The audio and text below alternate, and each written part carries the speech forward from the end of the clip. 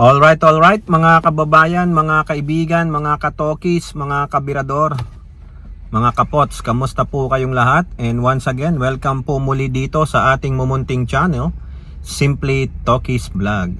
Muli tayo ay magbibigay lang ng maiksing komento, opinion at reaksyon sa mga mainit na usaping pang politika sa ating bansa. Pag-usapan natin mga kababayan, dalawang topic Unahin natin, meron pong makakasuhan na isang animal. Literal na animal ito mga kababayan. Literal na animal, pati pag-uugali animal. Edi hayop. Tinuturing niya sarili niya hayop mga kababayan. Ang tinutukoy po natin ay walang iba kundi ang hayop na congressman, walang iba kundi si Dasmariñas Cavite Congressman Kiko Barzaga, kasi mukhang ito mahaharap na naman ito sa mga kaso, kasalukuyan siya po ay suspendido ng Kongreso dahil yun po ang desisyon ng Ethics Committee sa kanyang mga antics, kanyang mga antics na mga panggugulo, pangwawalang hiya at walang manners na congressman, Itong mga tinatawag nilang, sabi nilang sila ay mga Gen Z na congressman, hindi naman lahat, ay sila ang sumisira sa imahe ng Kongreso ngayon, Kaya yan, suspendido siya ng 60 days at siguro ito po malamang kakasuhan ito.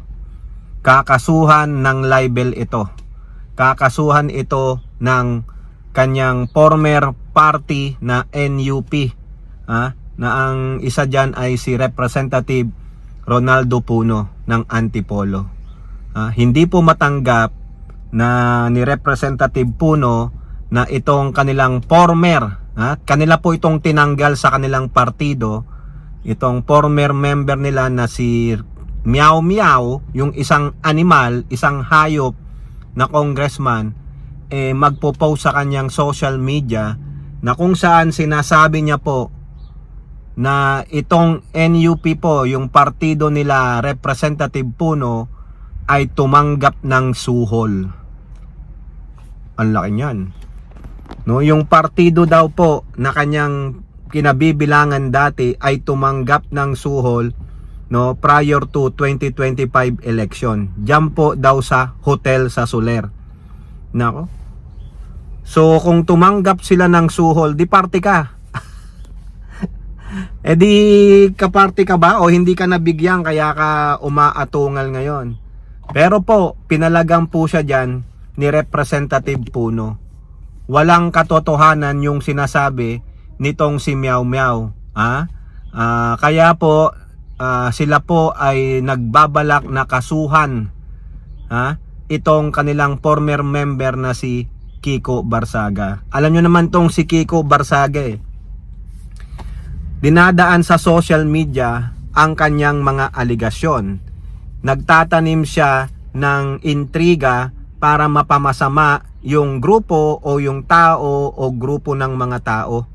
Nakakahiya po. Dapat dyan nilabasan mo ng ebidensya, hindi sa social media account mo. Sa bagay ngayon ang tirahan sa social media, the court of social media. Kaso ang problema, kung hindi mo maback-upan yan na nagpapatunay na tumanggap sila ng suhol at sino ang nagsuhol, mamaya syempre alam nyo na kung sinong pinupuntirya, sino ang nagsuhol. Baka yung former speaker, yung ba? Ang balik sa kanila ni Kiko Barzaga, sabi niya antayin nyo. Pagbalik ko sa Kongreso, maglalabas ako ng ebidensya. Abay, bakit hindi pa ngayon? Bakit hindi pa ngayon ikaw maglabas ng ebidensya? Since nilagay mo naman yan sa social media mo, care to share, Ngayon pinalagang ka ng dati mong partido. Sabi mo, in due time maglalabas ka. Hindi na kailangan ng in due time. Dapat, nung ipinost mo yung akusasyon mo, yung pinost mo yung intriga mo, sinamahan mo na ng ebidensya. para talagang masabi ng taong bayan kaagad na ikaw ay hindi dakilang chismoso, na ikaw ay hindi dakilang animal. O di ba? Since one time posting lang naman no?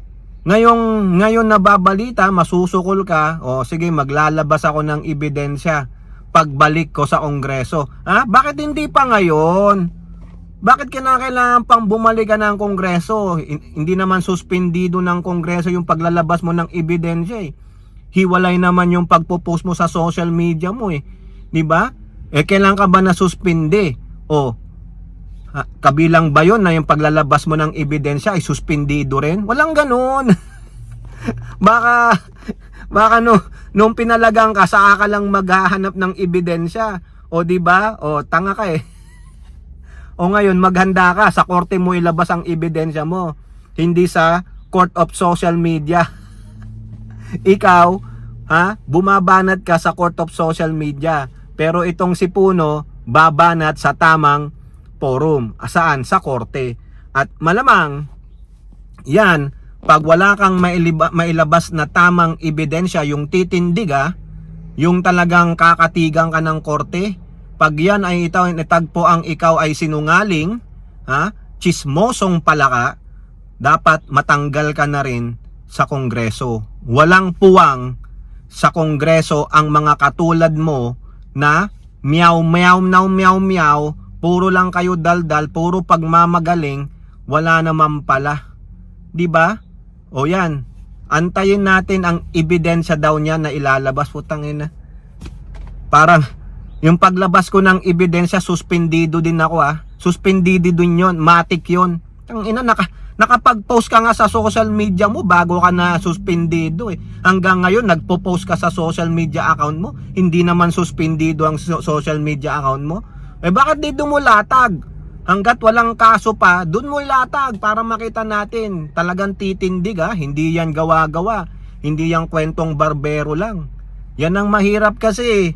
Ang idol niyang si Digong magaling mag-implanta ng intriga. Pero hindi kayo si Digong You're not Digong, di ba? Yan. You're trying hard to be Digong. Yan ang mapapala mo. Kakasuhan ka talaga. Papalagang ka kasi there is libelous. Nakakasira yan sa imahe ng grupo. Biruin mo, buong grupo dinamay mo Hindi lang isang membro o dalawang membro ng partidong dati mong kinabibilangan. Okay? Now, pasok naman tayo dito sa isa ring rabid DDS. Ito talagang totoong DDS ito. Ito po yung bato na, bato, sana naging bato pa. Parang ang sama pakinggan, Parang nakakalito. Sabi mo, walang gana, pera na, naging bato pa Parang ganon, di ba? Ito, totoong bato na, kaso naging bato pa Peking bato pala. Akala nyo, totoong ginto, totoong diamond, yung singsing na binigay sa'yo. Ang ganda, yellow gold. Yung pala, puwet ng baso. Ganon din yung nakita natin, nakuha natin kay bato. Tayo ay nabato.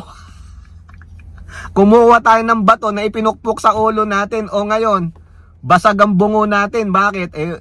Si bato, nowhere to be found. Nagtatago. Simula nung binanggit lang na nakita ni Boyeng Rimulya yung unofficial warrant of arrest niya from ICC. From that statement, mga kababayan, bato nalusaw. Kumbaga si bato itinapon sa nagbabagang bulkan.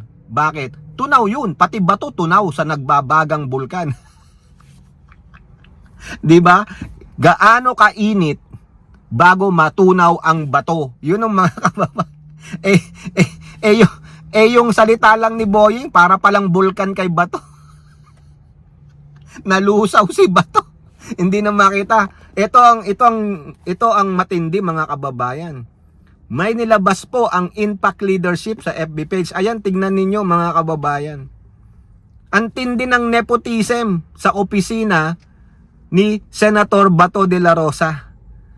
Ang maganda dyan, ito, nilabas po ng Impact Leadership, De la Rosa family in Senate.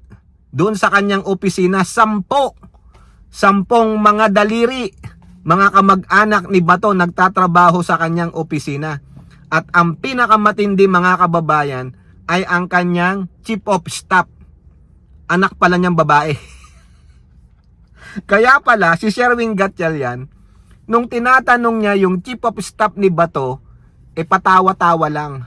Pangiti-ngiti lang. O wala. Ang isasagot, kailan po ba papasok si Senator Bato? Siguro ang reaction lang ng chief of staff, yung pala, anak pala niya. Yan po yung sabi yung sabi dyan sa impact leadership. Kung may didemanda kayo, demanda nyo impact leadership. Kung totoo hindi yan.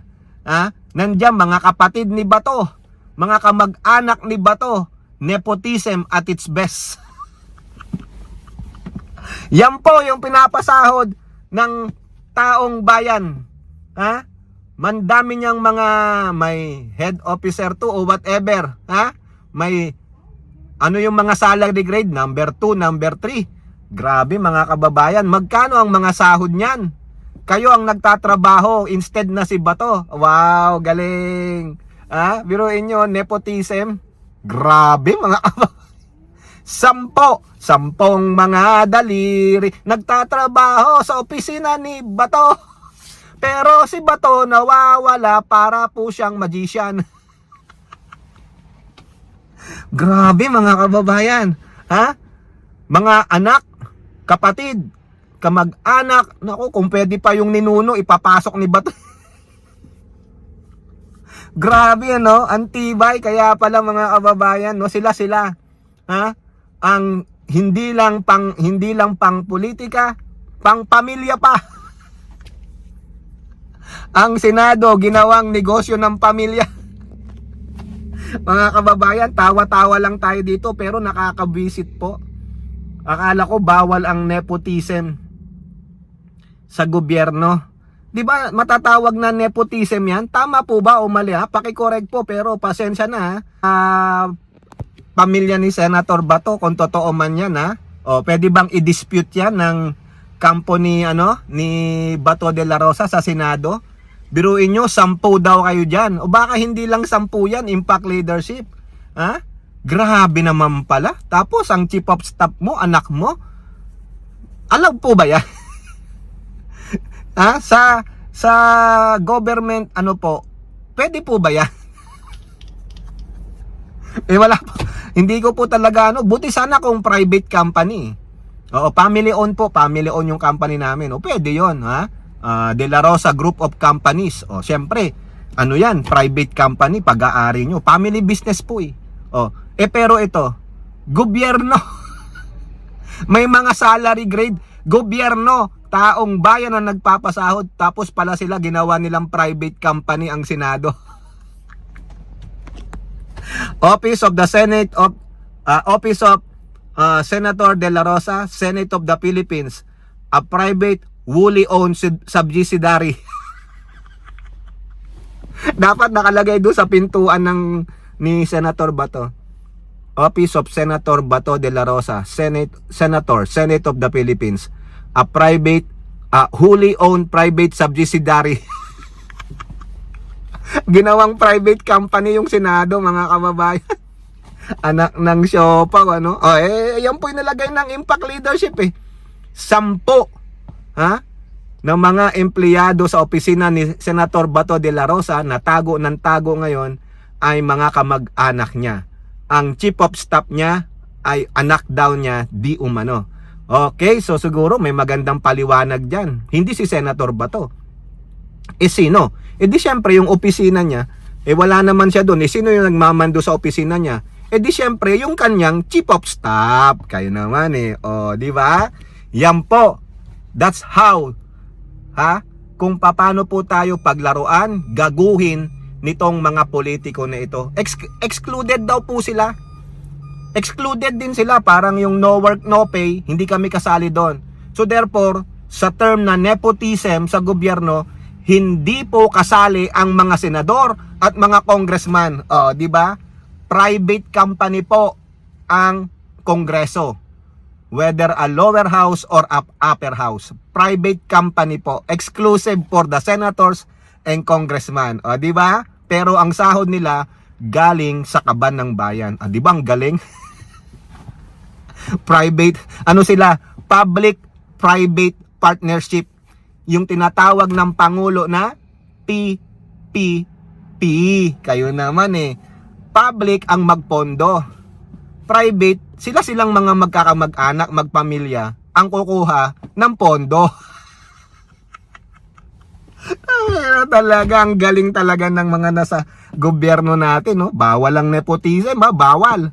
Bakit kayong mga mambabatas hindi bawal? Ayos mga kababayan. O kayo po, ano pong masasabi ninyo? Comment down below and don't forget to like and share. Hope to see you on the next videos. Bye bye. God bless.